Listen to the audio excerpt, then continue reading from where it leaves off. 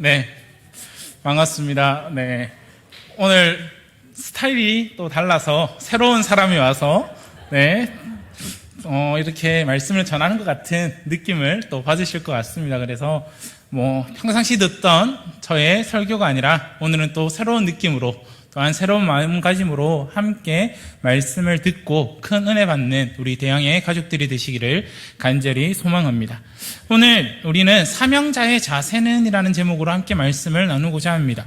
이 땅에 살아가는 그리스도인에게 하나님이 주신 사명은 다 존재합니다. 그리고 그 사명은 각각 다 다르다라고 말할 수 있습니다. 그러나 오늘 이 자리에 앉으신 우리 대양의 가족들 뿐만이 아니라 이 모든 그리스도인들에게 하나님이 주신 공통적인 사명이 존재합니다. 그것은 바로 하나님의 영광을 나타내며 하나님의 권세를 나타내야 되는 것, 그리고 또한 우리에게 동일하게 주신 그 사명은 우리가 너무나도 잘 알고 있다시피 복음을 전하는 사명일 것입니다. 그렇게 마태복음 28장 19절 20절에서는 그러므로 너희는 가서 모든 민족을 제자로 삼아 아버지와 아들과 성령의 이름으로 세례를 베풀고 내가 너희에게 분부한 모든 것을 가르쳐 지키게 하라라고 명령하고 있습니다. 또한 사도행전 1장 8절에서는 땅끝까지 이르러 내 증인이 되리라라고 이야기하고 있습니다. 바로 복음을 전하는 것, 복음의 빚진 자로서 그 복음을 전하는 것이, 복음의 증인이 되는 것이 그리스도인들의 공통적인 사명이라고 이야기를 할 수 있습니다. 그렇게 우리는 이 사명을 완수하기 위해 끊임없이 복음을 전하며 살아가야 됩니다. 그래서 바울은 사도행전 20장 24절에서 다음과 같이 말합니다. 내가 달려갈 길과 주 예수께 받은 사명 곧 하나님의 은혜의 복음을 증언하는 일을 마치려 하면은 나의 생명조차 조금도 귀한 것으로 여기지 아니하노라라고 고백하고 있습니다. 바울은 자신의 사명이 복음을 전하는 일임을 분명히 말해주고 있습니다. 그리고 우리가 바울이 적은 서신서를 살펴보면 바울은 계속해서 하나님이 자신에게 주신 그 복음을 전하는 데에 자신의 생명조차 아끼지 아니하고 그 고난과 역경 속에서도 꿋꿋이 복음을 전하는 것을 우리는 말씀을 통해서 살펴볼 수 있습니다. 그렇습니다. 우리의 사명은 바로 복음을 전하는 것입니다. 그렇기에 교회에서 10월 달에 새 생명 축제를 진행을 합니다. 이를 통하여 복음을 전하고 이 전한 복음을 통하여 나의 가족들, 이웃들, 직장 동료들을 교회에 초청해 함께 말씀을 듣고 말씀을 나누고자 합니다. 그러나 우리가 이 10월 달 새 생명 축제에만 복음을 전하는 것이 아니라 매일 나의 삶에서 하나님이 우리에게 주신 그 사명, 복음을 전하는 일을 최선을 다해서 진행해야 됩니다. 그래서 저는 오늘 이 바울의 모습을 통하여 바울이 데살로니가 전서를 통해서 사명을 전하는, 그 복음을 전하는 사명을 가진 우리들이 가져야 될 자세에 대해서 세 가지로 함께 나누고자 합니다. 첫 번째로 고난과 역경 속에서도 끊임없이 복음을 전해야 됨을 바울은 보여주고 있습니다. 오늘 말씀에서 바울은 다음과 같이 이야기합니다. 1절과 2절 말씀을 보시면 이렇게 고백하고 있습니다.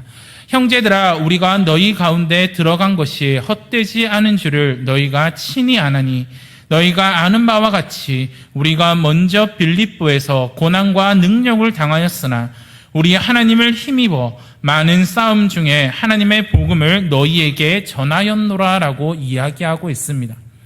바울은 1절에서 데살로니가 성도들에게 자신의 사역이 헛되지 않았다라고 이야기합니다. 왜 그 사역이 헛되지 않았다라고 말할 수 있을까요? 그것은 바로 바울이 자신에게 받은 그 사명, 하나님이 자신에게 주신 그 복음을 전하는 일을 당당히 마쳤기 때문입니다. 그 데살로니가에 가서 그들에게 하나님께서 자신에게 맡기신 그 사명, 예수 그리스도를 전하였고 복음을 전하였기 때문에 자신의 사역이 헛되지 않았다라고 이야기하고 있는 것입니다. 그러나 바울은 자신이 고난과 능력을 당하였다라고 계속해서 이야기합니다. 먼저 바울은 데살로니가로 오기 전에 빌립보에 있었습니다. 바울은 빌립보에서도 고난과 능력을 당하였습니다. 사도행전 16장 16절에서 40절의 말씀을 보시면 바울은 빌립보에서 귀신 들려 점치는 요정을 고쳤다가 매 맞고 옥에 갇힌 사건이 나옵니다. 빌립보에서 고난을 당한 바울은 바로 데살로니가로 오게 됩니다. 그러나 이 바울의 고난은 빌립보에서 끝난 것이 아닙니다. 바로 이 데살로니가에서도 바울에게 고난이 찾아옵니다. 바울과 실라는 데살로니가에서 3주간을 머물면서 유대인들에게 그 회당에서 복음을 전했습니다. 이때 바울은 회당에서 유대인들에게 메시아가 바로 예수 그리스도이심을 그들에게 가르쳤습니다. 이로 인하여 경건한 헬라인들과 적지 않은 귀부인들도 바울과 실라를 따랐으며 이 유대인들은 그 모습을 보고 시기하여 성중에 있는 폭도들을 선동해 그들을 습격하였습니다. 그리고 이날 밤 바울과 실라는 형제들의 보호를 받아 데살로니가 서남 65km 지점에 있는 베레아로 내려가 이틀날 다시 회당에서 복음을 전하게 됩니다. 바울은 빌립보에서 그리고 또한 데살로니가에서 고난을 당하면서 복음을 전했습니다. 왜 바울은 이러한 고난과 역경 속에서도 복음을 전하였을까요? 바로 복음을 전하는 것이 그의 사명이었기 때문에 그는 복음을 전하였다라는 겁니다. 그렇게 바울은 그 고난과 역경을 당하면서까지도 끊임없이 복음을 전하였습니다. 그리고 바울이 고난을 당하면서 복음을 전할 수 있는 이유가 무엇일까요? 그것은 바로 하나님을 힘입었기 때문입니다. 그가 싸움 중에서도 그가 고난과 역경 중에서도 끝까지 복음을 전할 수 있었던 것은 하나님이 그와 함께 하셨기 때문이라고 바울은 고백하고 있습니다. 자신의 사명인 복음을 전하는 일을 생명조차 귀한 것으로 여기지 않았던 이 바울과 함께 계셨던 하나님께서 지금 우리와 함께하고 계십니다. 그렇게 우리는 담대히 복음을 전할 수 있어야 합니다. 아직 나의 가족 중에서 하나님을 나의 아버지로, 예수님을 나의 구주로 고백하지 않은 분이 있으신가요? 그렇다면 우리는 먼저 그들에게 내가 들었던 복음, 내가 믿고 있는 그 예수 그리스도를 전할 수 있어야 합니다. 우리는 복음을 전하면서 당할 핍박과 고난을 두려워해서는 안 됩니다.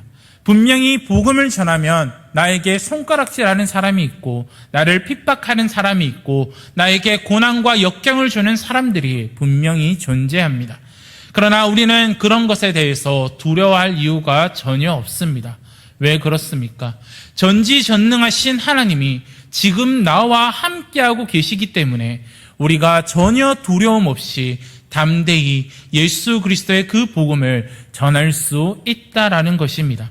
그리고 한 가지 분명한 것은 하나님께서 언제와 우리와 늘 함께하고 계시다라는 것을 하나님이 약속하셨기 때문에 우리는 하나님이 약속하신 그 약속의 말씀을 굳게 믿고 복음을 온전히 전할 수 있습니다. 그리고 또한 사도행전 16장 31절에 보시면 이르되 주 예수를 믿으라 그리하면 너와 내 집이 구원을 얻으리라 라고 말하고 있습니다. 이 말씀은 빌립보에서 고난을 받아 옥에 갇힌 바울이 간수에게 한 말입니다. 바울은 고난 가운데 속에서도 복음을 전하였고 바울의 말을 들은 그 간수는 그 복음을 가족에게 전했습니다. 그리고 그 결과 어떻게 되었을까요?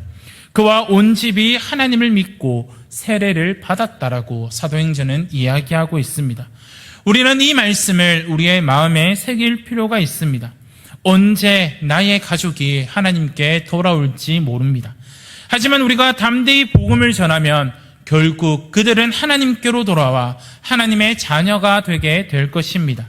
그래서 우리는 이번 새 생명 축제를 통하여서 나의 가족 중에 믿지 않는 자들이 있다면 주 예수를 믿어라 그리하면 너와 내 집이 구원을 얻으리라 라는 이 말씀을 굳게 믿고 그들에게 복음을 전하여 그들이 함께 이 자리에 나와 하나님을 예배하고 그들의 마음속에 살아계신 그 예수 그리스도, 참된 진리 되시는 그 예수 그리스도를 받아들일 수 있는 귀한 시간을 함께 마련하는 우리 대항의 가족들이 되시기를 간절히 바랍니다.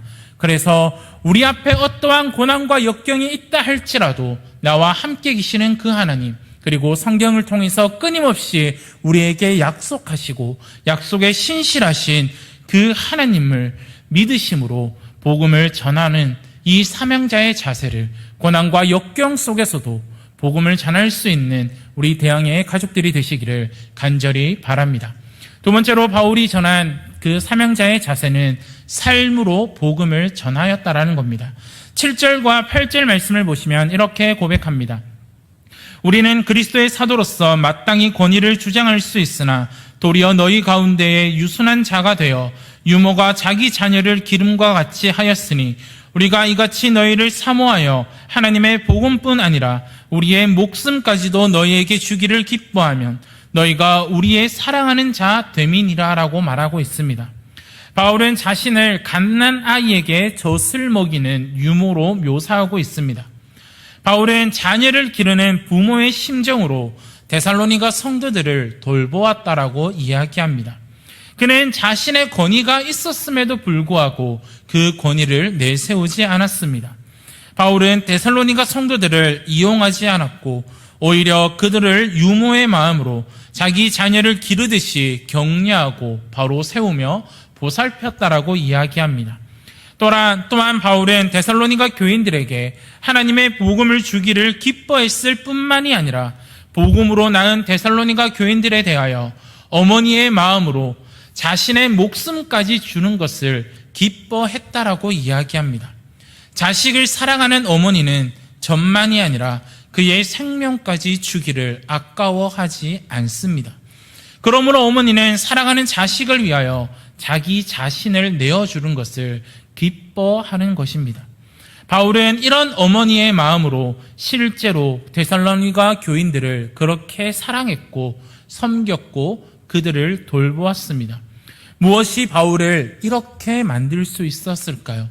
무엇이 바울이 자신의 가족도 아닌 그 데살로니가 교인들에게 자신의 목숨까지도 내주는 것을 기뻐할 수 있었을까요? 그것은 바로 그 바울의 마음속에 주님의 사랑이 있었기 때문입니다. 자신의 죄를 대신해서 십자가에 죽으신 그 주님의 사랑 때문에 바울은 목숨까지도 주는 것을 기뻐했다라고 이야기하고 있는 것입니다. 바울은 자신의 삶을 통하여 복음을 전했습니다. 먼저 낮아지고 사랑으로 섬겼습니다. 이런 바울의 모습을 통하여서 사명자의 자세를 발견할 수 있습니다. 우리는 이런 바울의 모습을 본받아야 합니다. 가정에서나 교회에서나 직장에서나 어디에서나 우리가 복음을, 예수 그리스도를 나타낼 수 있는 방법은 우리가 가진 권리를 포기하고 그들 앞에 낮아져 그들을 사랑으로 섬길 때 복음을 전할 수 있는 것이고 예수 그리스도를 나타낼 수 있다라는 것입니다. 예수님께서 우리의 죄를 짊어지시기 위해 낮아지셨습니다. 빌립보서 2장 7절과 8절의 말씀을 보시면 오히려 자기를 비워 종의 형체를 가지사 사람들과 같이 되셨고 사람의 모양으로 나타나사 자기를 낮추시고 죽기까지 복종하셨으니 곧 십자가의 죽으심이라 라고 이야기하고 있습니다. 그렇기에 우리도 예수님처럼 낮아지고 낮아져서 사랑으로 가족을 섬기고 이웃을 섬기고 직장에서 또한 학교에서 여러 가지의 모습들로 우리가 섬기며 살아갈 때 우리의 삶으로 복음을 전할 수 있을 것이고 그들에게 그 예수 그리스도의 사랑을 온전히 나타낼 수 있다라는 사실을 기억하시기를 바랍니다. 그래서 예수님의 낮아지심을 본받아 가족과 이웃과 직장에서 우리가 먼저 낮아져서 우리의 권위를 드러내고 우리의 권위를 찾고 나의 유익을 누리는 것이 아니라 내가 조금 손해보더라도 내 유익이 없다 할지라도 우리가 먼저 낮아져서 그들을 섬기고 그들을 사랑으로 대할 때 우리의 삶에서 복음을 드러낼 수 있고 우리의 삶에서 복음을 전할 수 있다라는 사실을 기억하시기를 바랍니다. 그래서 바울처럼 아니 예수 그리스도처럼 낮아지고 낮아져서 먼저 사랑으로 그들을 대하고 우리가 받은 그 하나님의 사랑, 우리가 받은 그 예수 그리스도의 사랑을 나의 삶으로 나타내고 전하고 그들에게 나누어주는 우리 대항의 가족들이 되시기를 간절히 바랍니다. 마지막으로 바울을 통해서 우리가 배울 수 있는 사명자의 자세는 무엇입니까? 그것은 바로 사명자로서의 복음을 전했다라는 것입니다. 4절과 6절 말씀을 보시면 이렇게 이야기합니다. 오직 하나님의 옳게 여기심을 입어 복음을 위탁받았으니 우리가 이와 같이 말하면 사람을 기쁘게 하려 함이 아니요 오직 우리 마음을 감찰하시는 하나님을 기쁘시게 하려 함이라. 6절에서는 또한 우리는 너희에게서든지 다른 이에게서든지 사람에게서는 영광을 구하지 아니하였노라 라고 이야기합니다. 우리는 여기서 바울이 고난과 능력을 당하면서도 복음을 전했던 이유를 살펴볼 수 있습니다. 그 이유가 무엇입니까? 하나님께 옳게 여기심을 받아 복음을 위탁받았기 때문입니다. 우리는 복음을 위탁받은 자로서 복음을 전할 사명이 우리에게 있다라는 것입니다. 본문에서 우리가 주목해야 될 부분은 옳게 여기심을 입어 우리의 마음을 감찰하시는 하나님이라는 표현을 주목해서 살펴보고자 합니다. 사람들의 눈은 적당히 속일 수 있습니다. 그러나 사람의 마음을 감찰하시는 하나님을 속일 수는 없습니다. 하나님께서는 사람의 마음을 시험하십니다. 복음을 맡아 신실하게 일할 수 있는 사람인지를 하나님은 판단하십니다. 사람을 기쁘게 하려고 하는 사람인지 아니면 오직 하나님만을 기쁘게 하는 사람인지를 하나님께서는 평가하시고 그 사람에게 복음을 위탁하신다라는 겁니다. 그렇기에 바울은 하나님으로부터 옳게 여기심을 받았습니다. 이 얼마나 대단한 일이고 이것이 얼마나 영광스러운 일입니까? 그렇기 때문에 바울은 사람을 기쁘게 하지 않고 오직 자신의 마음을 살피시는 하나님 앞에서 떳떳하게 오직 그분만을 기쁘시게 하기 위해 복음을 전했다라는 것입니다. 또한 바울은 사람에게 영광을 구하기 위해 복음을 전하지 않았습니다. 사람들은 무슨 일을 하든 결국에는 자신의 영광을 위해서 사람들의 영광을 얻기 위해서 일합니다. 우리가 전도 축제를 하다 보면 누가 몇 명을 데리고 왔더라, 누가 몇 명을 교회에 많이 데리고 왔더라, 그 사람을 전도왕으로 뽑고 그 사람에게 선물을 주기도 하고 그렇게 합니다. 그러나 그것이 자신의 열심을 위해서 했던 것이면, 그것이 자신의 영광을 위해서 했던 것이면 그것은 올바른 복음을 전한 것이 아닙니다. 우리는 오직 하나님을 기쁘시게 하기 위해, 우리가 복음을 전하는 이유가 오직 하나님께 영광을 돌리기 위해 복음을 전해야 한다는 것입니다. 바울은 사나 죽으나 오직 하나님의 영광이라는 그 목적 하나만을 위해 살았던 것입니다. 바로 이런 모습이 사명자의 모습입니다. 사람들은 일을 하고 나서 칭찬이 없거나 자신의 수고를 알아주지 않으면 심통을 내거나 짜증을 내기도 합니다. 그러나 사람이 아니라 하나님을 위해 일했다라면 사람에게 칭찬을 기대할 이유가 전혀 없다라는 것입니다. 우리가 크든 작든 교회를 통해 하나님의 일을 할 때에는 분명한 목적을 가지고 일을 해야 됩니다.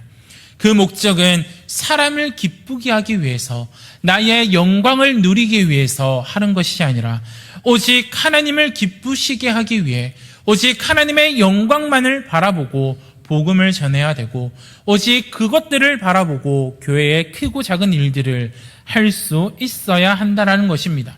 그래서 칭찬이 없어도, 누군가가 그것을 알아주지 않는다 할지라도 우리는 기쁘게 일할 수 있어야 합니다. 우리는 기쁘게 복음을 전할 수 있어야 합니다. 비록 내가 새생명 축제 때 한 명도 데리고 오지 못한다 할지라도 우리가 끊임없이 예수 그리스도의 복음을 전하는 것만으로 그것이 하나님의 영광이 되는 것이고, 그것이 하나님을 기쁘시게 할 수 있는 일이라는 사실을 기억하시기를 바랍니다. 그렇기에 우리가 복음을 전하는 이유가 무엇입니까? 나의 영광을 위해서 전하는 겁니까? 나의 기쁨을 위해서 전하는 겁니까? 아닙니다. 우리가 복음을 전할 수 있는 이유, 우리가 복음을 전해야 되는 이유는 하나님을 기쁘시게 하기 위해, 하나님께 영광을 돌리기 위해 우리는 복음을 전해야 한다라는 사실입니다. 우리는 복음에 위탁받은 자, 복음을 위탁받은 자답게 우리는 온전히 하나님의 영광을 위해 그 복음을 전하는 저와 우리 대항의 가족들이 되시기를 바랍니다. 그리고 복음을 전하는 이유는 하나님이 우리에게 주신 사명이기 때문에 우리는 그 사명을 잊어서는 안 된다는 겁니다. 그렇게 우리는 그 어느 누가 알아주지 않는다 할지라도 불만을 가질 필요가 없습니다. 그 어느 누구보다 하나님이 아십니다. 그 어느 누가 알아주는 것보다 하나님이 수고했다라고 칭찬하실 것이고 하나님이 나의 영광을 위해 일하였구나라고 우리에게 하나님께서 더 많은 것들로 우리들을 채워주실 것입니다. 하나님이 우리의 수고를 아십니다. 하나님의 우리의 그 노력과 하나님이 우리의 그 열심을 아신다라는 사실입니다. 사람이 알아주는 것보다 하나님이 알아주는 것이 얼마나 큰 영광이며 하나님이 알아주는 것이 얼마나 큰 기쁨이 될까요? 그렇기에 우리는 우리의 사명인 복음을 전하는 일에 최선을 다해야 됩니다. 이제 말씀을 맺도록 하겠습니다. 사랑하는 성도 여러분, 우리는 매년 새생명 축제를 하며 또한 많은 사람들에게 복음을 전합니다. 그러나 그것이 나의 영광을 위해, 나의 기쁨을 위해, 나의 만족을 위해 전하는 것이 아니라 하나님이 나에게 맡기신 사명이기에 하나님의 영광을 위하여, 하나님을 기쁘시게 하기 위하여 우리는 복음을 전해야 합니다. 그리고 많은 사람을 하나님 앞에 데려오는 것도 중요하지만 우리가 먼저 우리가 복음을 전하는 목적을 바로 알고 사명자의 자세를 바로 알아 우리가 어떠한 고난과 역경이 있다 할지라도 나와 함께 하시는 그 하나님, 전능하신 하나님을 믿고 의지함으로 담대히 복음을 전하며 나아가야 됩니다. 더 나아가 예수 그리스도께서 종의 형체를 가지시고 우리를 위하여 낮아지심으로 십자가에 돌아가셨듯이 예수 그리스도를 본받아 우리가 가정에서, 학교에서, 사회에서, 직장에서 예수 그리스도께서 낮아지심을 배워 우리 또한 먼저 낮아져서 나의 권위를 드러내는 것이 아니라 하나님이 나에게 베풀어 주셨던 그 사랑, 예수 그리스도께서 십자가에 돌아가셨던 그 사랑을 나 또한 그 사랑을 배우고 그것들을 이웃들에게 전할 때 낮아지고 낮아져서 그들을 섬길 때에 참된 복음을 전할 수 있다는 사실을 기억하시고 더 나아가 복음을 위탁받은 자답게 우리가 오롯이 하나님의 영광을 위하여, 하나님의 기쁨을 위하여 그 누가 알아주지 않는다 할지라도 나를 끝까지 바라보시고 나에게 잘했다라고 칭찬하시고 오늘도 나에게 고생했다, 수고했다라고 말하시는 그 하나님의 음성을 바라보시고 하나님께서 주시는 그 영광, 하나님이 나를 높여주시는 그 영광을 바라보고 오직 낮아지고 낮아져서 사명자의 자세로서 온전히 이 복음을 전하며 하나님의 영광을 위하여, 하나님을 기쁘시게 하기 위하여 이 복음을 전하는 저와 대항의 가족들이 되시기를 간절히 바랍니다.